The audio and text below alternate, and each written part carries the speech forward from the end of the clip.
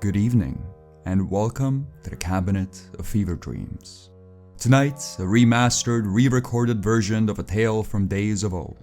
The Neon Man Won't Let Me Jog was originally released February 8th of 2020 and is read to you tonight by yours truly with musical backing by Carl Casey of White Bat Audio and Peter Meridian. If you want to help this video travel through the messy pipes of the YouTube algorithm, please comment Neon and hit that like button. Also, if you'd like to hear more of these stories and YouTube isn't entirely your jam, make sure to check out The Cabinet of Fever Dreams on your podcast platform of choice. New episodes come out every Tuesday, Thursday, and Sunday. And finally, if you're a longtime viewer of the channel, make sure to stick around after the story for a bit of an announcement. With all that said, strap on your jogging shoes, get your earbuds, and prepare to be terrified.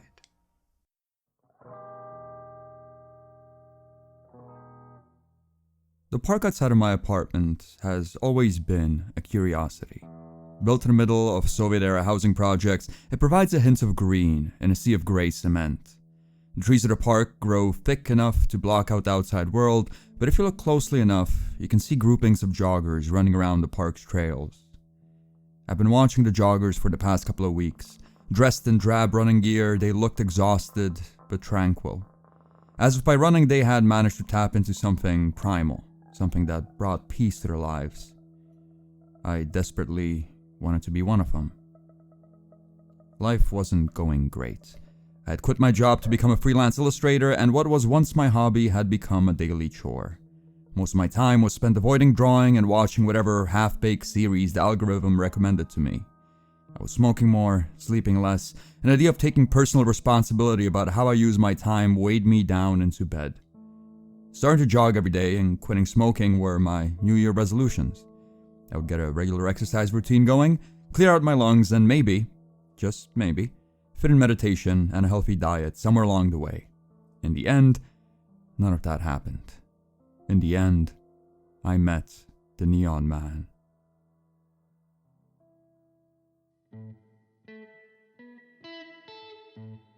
I woke up January 1st with a splitting headache and a mouth that tasted like an ashtray. Whatever excitement I had about living a healthy lifestyle was washed out with the booze I drank on New Year's Eve. Yet I knew if I didn't stick to resolutions on the 1st, I wouldn't stick to my resolutions on the 2nd. I binged through a handful of motivational videos, listened to monologues about how I am the master of my own destiny, and how through hard work I can make a better life for myself. By noon I was out the door, high on self-help tapes. Being the master of my destiny was a lot harder than the motivational videos made it seem. By the time I reached the park, I already felt like I was teetering on the edge of death. Crossing the road, I was narrowly missed by a bus. My mind was completely focused on the act of moving my heavy feet. There was a distillery in my mouth that wanted out. My muscles burned and my head spun. I collapsed 3 benches into the park entrance. Leaning back on a bench, I could feel every cigarette I smoked last night tap my lungs goodbye. For a couple of heartbeats, I felt like I might be on the verge of a stroke, but as my breath returned, I calmed down. Sitting there, covered in a thin layer of sweat, I watched the joggers. Even though I had not managed an actual run, I felt like getting to the park was a reasonable start. Even sitting there felt calming. Outside of the passing bus lines, it felt like I was in some little bubble protecting me from the city. The joggers occasionally tripped or had to slow down to catch their breath, but it felt like we were all engaged in some peaceful, primordial ritual. I watched a tranquil wave of gray tracksuits. Then, I saw the Neon Man. He jogged past other runners with surprising speed. His stubby form didn't make him look like a good candidate for physical activity. His arms were too short, his legs were too pudgy, yet he outpaced the most athletic-looking of runners. Clumps of fat bounced around in his neon green jogging suit. He sped past everyone else on the trail and headed straight towards me. "Stop running! Go home!" He had a pair of wraparound sunglasses on his head, the kind that I would imagine a stepdad who is really into fishing to wear. I could see a reflection of myself in them. "Sorry?" a mirror image of me asked. This set him off. He started stomping on the ground in anger. "I warned you!" His stomps grew heavier. "Stop running! Go home!" With every stomp, his whole body jiggled. Layers of fat bounced up and down inside of their neon green prison as the pounding of his feet grew faster. There was something odd about his yelling, as if the words didn't really hold any meaning for him, as if he was simply trying to make noise to frighten me. "I warned you! I warned you! I warned you!" Before I could come up with an answer, his angry stomps turned mobile. He jogged away from me, still yelling, "I warned you! I warned you! I warned you!" He disappeared behind the trees and his voice soon faded. No one in the park had noticed. They were entirely too focused on their own running to take in anything else. In a sea of headphones, no one noticed me or the neon man. I left soon after. Whatever tranquility the park provided was taken away by the outburst of the strange green-clad man. I was scared he would come back and stick me with a switchblade or something. I walked back to my apartment. Inspiration just wasn't flowing when I got home. I wanted to get some light sketching done and try to drum up some commission work, but the internet led me into a procrastination rabbit hole. I got out about 6 hours later, having watched a dozen video essays about a children's TV show featuring cats in space that I had never seen. I felt like trash. My knees hurt from the minuscule amount of exercise I had done that day, and my lungs had cleared out enough for them to crave another cigarette. I went into another rabbit hole, one made of doubts about one's value as a human being. I would have gone to sleep chronically unhappy, but instead, I scrolled past a video of a championship domino stacker. The video started with impressive domino structures being tumbled. Seeing those meticulously planned sculptures was impressive enough, yet the true shock of the video came when the author of those sculptures was shown. He had no hands. Apparently his whole life people were telling him that he shouldn't stack dominoes if he has no hands, but he loved what he did and made do with his mouth. Now he was a champion domino stacker. He followed his dreams and didn't let anything get him down. Where were the naysayers now? Probably dead, in poverty. I got a rush of inspiration. If he could achieve his dream and become the master of his own destiny, so could I. I had feet, and those feet were made for running. I crushed and flushed the pack of cigarettes I kept in case I wanted to start smoking again. Within 5 minutes of finishing the domino video, my laptop was closed and I was in bed. I was going to get the best rest possible for my next run. No one was going to tell me what I can and can't do. If only that domino player gave up on his dreams. If only I never stumbled upon that video. Things would have turned out much better. Instead, the domino player was living his best life on the other side of the globe, and I was dreaming sweet dreams of calm jogs. The neon man completely slipped my mind. He shouldn't have. There was a drizzle out the next day. The park was virtually empty. Still high off of my motivation boost from the domino player, I decided that a little bit of drizzle wouldn't stop me from running. I geared up, watched 3 videos about tips for beginner joggers, and set out on my run. I made my way to the park with much greater ease than the day before. I paid attention to my breathing, didn't push the pace of the run past my comfort level, and held to a variety of other rules that YouTubers in nice jogging suits recommended. I slowly made my way through the park. My lungs hurt, and my legs were feeling heavy, but there was a stride in my movement. I started to think about how human history, if you zoom far enough away from it, is just a bunch of guys chucking spears at deer and then running them down until they die. The trees had grown thick enough to block out the housing projects. It felt like I was far away from anything Soviet, like I was in the heart of nature. I thought about how I would fare among my hunter-gatherer ancestors started to brew in my mind, but it was smacked out of my head. The neon man punched me in the jaw. I barely kept my balance after the hit. He silently ran along me, his reflective glasses aimed straight at me. "I warned you! I warned you! I warned you!" he screamed, mixing in some spittle into the drizzle that was hitting me. "Why?" I managed to squeeze out before the pain properly spread through my jaw. This seemed to make him furious. He huffed and sprinted off around the corner. This was assault. I stopped and started searching for my phone. Reaching for the cops was my immediate response. The last time I'd been in a fistfight was in elementary school, and it did not go over well. I tried to get past my lock screen to dial, but before I could enter my PIN, I was shoved.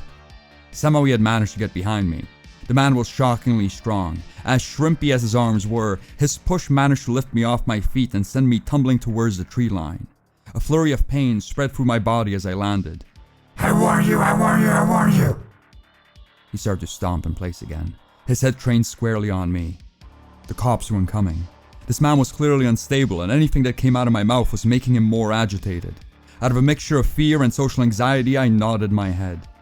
Even though I didn't say anything, the neon man's stomping grew even more frantic. He ran off once again. There was no way I was going back down that jogging trail. Whatever his running route was, I wanted to be as far away as possible. I opted to cut through the trees and make my way towards civilization by popping out among the bus lanes. The little that I knew about this man was that he did not like me running, so I made my way through the trees with the fastest limp I could muster. Whatever feeling of oneness with nature I had faded. I wanted nothing more but to be back in my home, frying my brain on the web and soothing my lungs with cigarettes. The forest seemed to stretch on for ages. What was worse, I was sure he was following me. As I limped past all the branches that littered the floor, I could see flashes of an obnoxious green out of the corner of my eye. I started to hear the cracking of sticks coming from behind me, yet I also heard a car passing somewhere beyond the trees in front of me. I was near the edge of the park. I could get away from him if I moved fast enough. I ran for it. Bad idea. As soon as I took a couple painful leaps, I was swiped to the side by a giant branch which the neon man held. I landed face down into a bunch of leaves and mud. "I warned you, I warned you, I warned you!" he howled behind me. I couldn't answer. I couldn't scream. I couldn't breathe. He knocked the breath out of me. But before that thought managed to fully connect with my brain, my lower half was weighed down with crushing pain. He was standing on my legs. "I want you!" He slurred the words, keeping their sound but losing their meaning. I tried to squirm, but his heavy body kept my legs pinned to the ground. All my attempts at yelling for help turned into painful squeals. He stomped his way up my back. Adrenaline was kicking in. Every muscle in my body tensed. My lizard brain was taking control. I managed to turn my head. I could see his foot raising above my skull.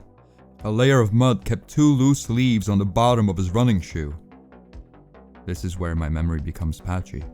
Whatever short circuit my mind pulled, I wasn't in control. I remember the sensation of wrapping my fingers over a tree branch, the thwack of that branch hitting the neon man, and then standing above him, swinging away. I don't know how many times I hit him. All I know is by the time I was done, the branch was broken. His glasses were smashed. His face was cut up. He wasn't moving. I had beaten a strange, unstable man to death with a tree branch. This was not the primal experience I came to the park for. I took out my phone and reconsidered calling the police. Surely there were cameras somewhere in the park. I had acted in self-defense, yet there was a dozen serialized dramas about people going to jail for a crime they didn't commit that filled my head. I didn't have to spend too long on my moral quandary though. The neon man started to move.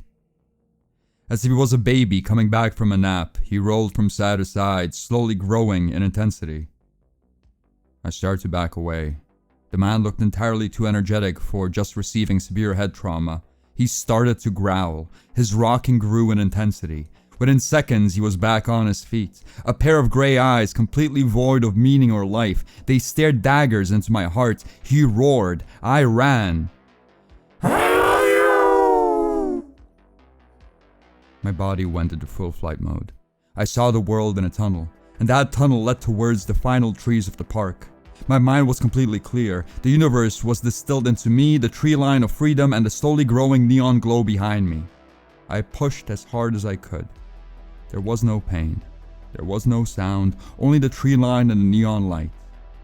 As soon as I broke out of the park, I was greeted by a deafening horn of a bus. I narrowly missed the headlights. The neon man didn't. His body flew a good 10 meters as soon as it connected with the bus. It bounced across the concrete, shedding a shoe in the process. The neon man lay on the road motionless, covered in scarlet. I ran away as fast as I could. I thought sharing this would make me feel better, that putting down the story on paper would make everything sound saner. But it didn't. My body is covered in bruises and it hurts to breathe. There is nothing that could make me go back to the park or take another stab at running. If being the master of my own destiny means I will have to see the neon man again, I will happily accept servitude. I'm not leaving this apartment for the foreseeable future. You know what's the worst part? It's as if the neon man never got hit by the bus. I can see the spot where it happened right outside of my window. There's no cops, there's no chalk outlines, even the shoe is gone. He's still there. He's still waiting. He's still running. I need a cigarette.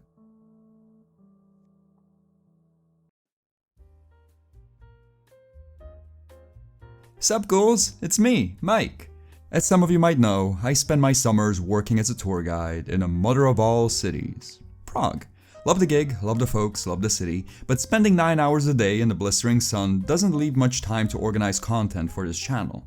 I have oodles of stuff that I'm working on, but the channel is going to go into a slight hibernation period soon. There's still 2 episodes left in the Neon Man trilogy, and I have a Kafka's Metamorphosis audiobook planned afterwards, but once that's done, we'll have a couple of months of radio silence while I focus on the Flesh and Bone world. Fear not though, there's a lot of content down the pipeline. I have around 20 unrecorded stories kicking around my desktop, a whole last novella I'm super close to having done, and a 7-day janitorial mindfulness series that's just waiting for some final touches. As things get finished, I'll post them up on patreon.com/MikeJLanger, but I'll wait for the backlog to grow big and strong before Friday uploads resume. The Cabinet of Fever Dreams episodes should still be dropping on your podcast platform of choice every Tuesday, Thursday, and Sunday. Hopefully I'll be able to keep those up for the whole summer, but if not, I'll let you know. Thank you for all your support, and looking forward to sharing all the news stories. Hope everyone is safe, sane, and healthy out there. Stay spooky.